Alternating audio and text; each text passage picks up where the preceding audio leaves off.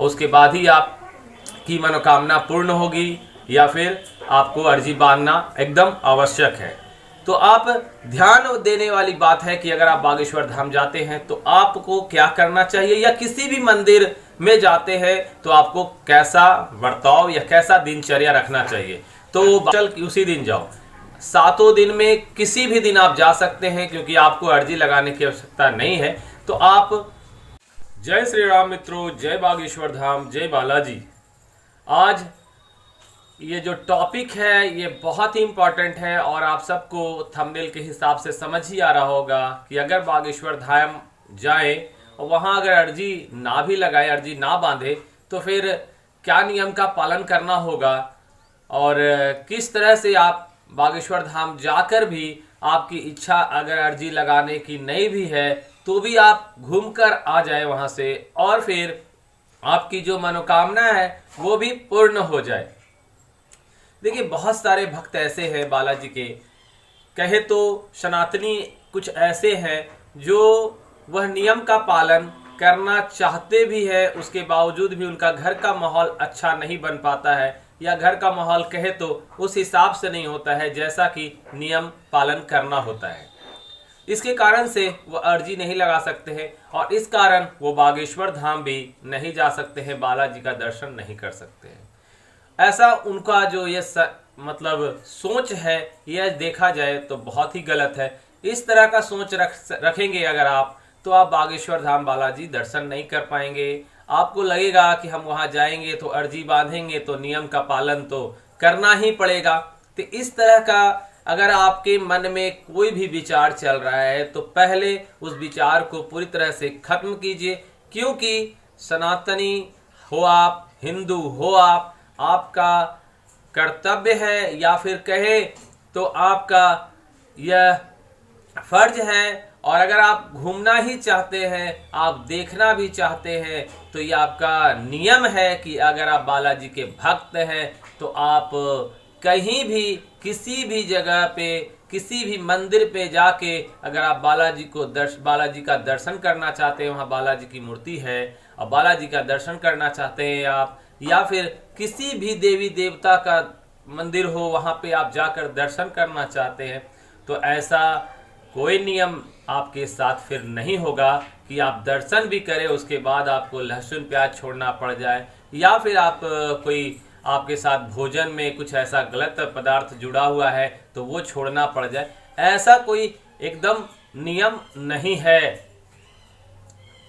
मैं इसलिए कह रहा हूं कि मेरे पूरे सनातनी भाइयों, मित्रों, बहनों, क्या होता है कि इस कारण से भी हमारे मित्र, हमारे बहन कहीं जाना जो चाहते भी हैं तो वो नहीं जाते हैं, क्योंकि वो उनका अंदर से डर लगता है कि अगर वहां जाएंगे, दर्शन करेंगे, तो दर्शन करने के बाद हमको तो भैया लहसुन प्याज छोड़ देना पड़ेगा, हम जो इस तरह का थोड़ा गलत हरकत है वो एकदम छोड़ देना पड़ेगा, हमको साधु संत बन जाना पड़ेगा।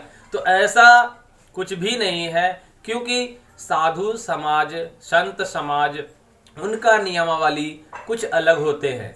जो पूजा पाठ करते हैं ब्राह्मण, या फिर कहे तो हम पूजा पाठ कर रहे हैं, हमारा नियम कुछ अलग है। हम गृहस्थ जीवन में रह के पूजा पाठ कर रहे हैं, साधु संत जो है वह वैरागी जीवन रखकर पूजा पाठ करते हैं। आप जो है अपने जीवन के अनुसार गृहस्थ जीवन में है, और आपको अगर अंदर से चेतना अभी तक से नहीं जागी है कि मैं लहसुन प्याज नहीं छोड़ूं या मांस मछली नहीं छोड़ूं, और भजन भी करूं, भगवान का चिंतन भी करूं, दर्शन भी करूं, सनातन धर्म के साथ रहूं, तो ऐसा कतई नहीं है कि आप सनातनी हो और आप दर्शन नहीं कर सकते। ये आपका हक है। अगर आप किसी भी मंदिर में जाकर दर्शन करना चाहते हैं तो आप दर्शन कर सकते हैं। तो आज का टॉपिक जो है, ये टॉपिक है कि क्या बागेश्वर धाम जाने के बाद हम अर्जी ना लगाएं, और अर्जी ना लगाने के मतलब ऐसा तो नहीं है वहां जाने के बाद अर्जी लगाना ही पड़ता है। ऐसा जो संदेह है, ऐसा जो क्वेश्चन है, बहुत सारे कमेंट आने के बाद मैं ये जवाब आज इस वीडियो के माध्यम से दे रहा हूं कि अगर आप बागेश्वर धाम जाते हैं तो कुछ नियम का सिर्फ आप पालन कर ले।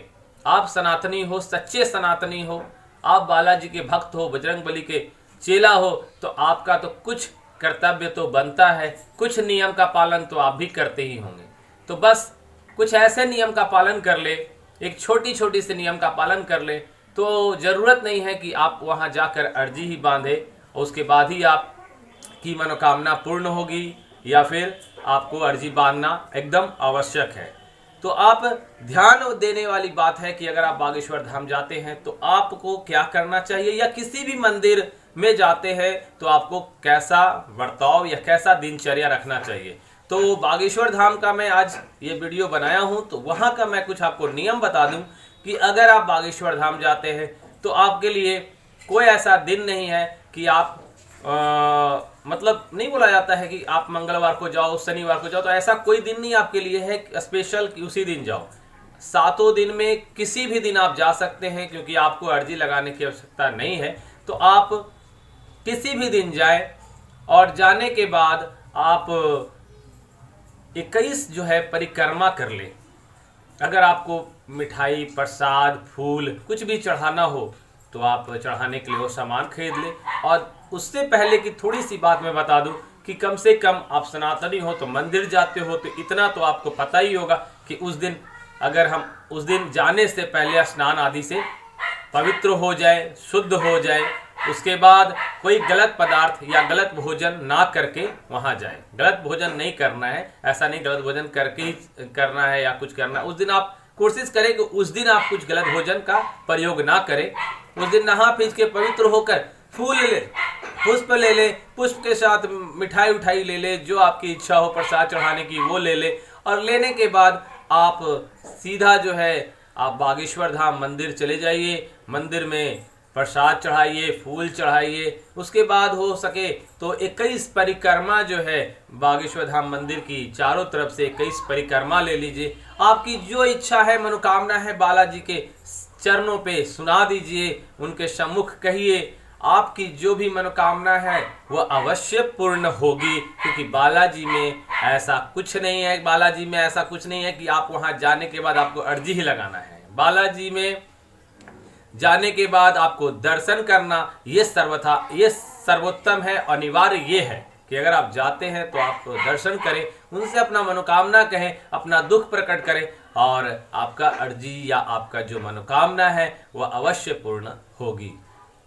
तो किसी भी मंदिर में या कहीं भी सनातनी हो, आप जाना चाहते हो तो जाओ, घूमो, देखो, कृपा देखो, वहाँ का संगत देखो, कहे तो वातावरण देखो। आपको खुद पे खुद धीरे धीरे आपको छुड़वाने की आवश्यकता नहीं पड़ेगी। आप जाओगे तो आपको किसी तरह की जो पेय पदार्थ है या किसी तरह का कोई हम जो भोजन बोलते हैं कि नहीं खाइए, तो छुड़वाने की आवश्यकता नहीं पड़ेगी। अगर आप में धीरे धीरे श्रद्धा बढ़ते जाएगी और बालाजी का कृपा बढ़ेगा तो आप खुद मनोकामना करेंगे और आप खुद प्रार्थना करके ही आएंगे कि मैं ये संकल्प लूँगा, ये संकल्प लूँगा। तो वो आप धीरे धीरे खुद छोड़ देंगे, खुद मुझे बताने की आवश्यकता नहीं पड़ेगी, खुद और समझाने की आवश्यकता नहीं पड़ेगी।